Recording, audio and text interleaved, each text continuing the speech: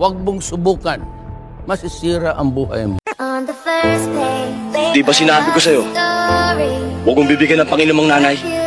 Ayan, nakakuha na naman sa bangketa. Mapilit eh. Pag hindi mo inabutan, magwawala, magbubunga nga. Kaysa makipagtalo pa ako, inabutan ko na. Katulad nga yan eh. Hinayaan mong pakalat-kalat sa kalsada. Kung may nangyari dyan?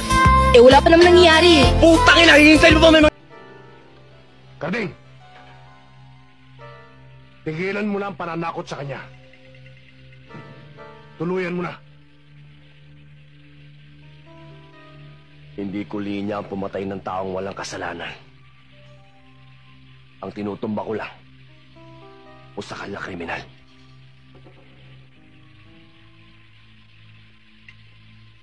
Sinusuway mo na ba ako?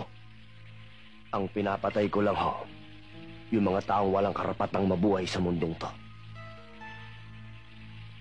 Alalahanin mo, kaya kong bayaran ang buhay mo. Boss, alalahanin mo rin. Kaya ko rin tangin ang buhay. Nangyari?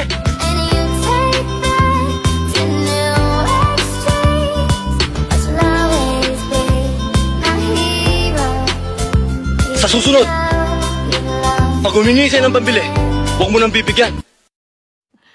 Sana all.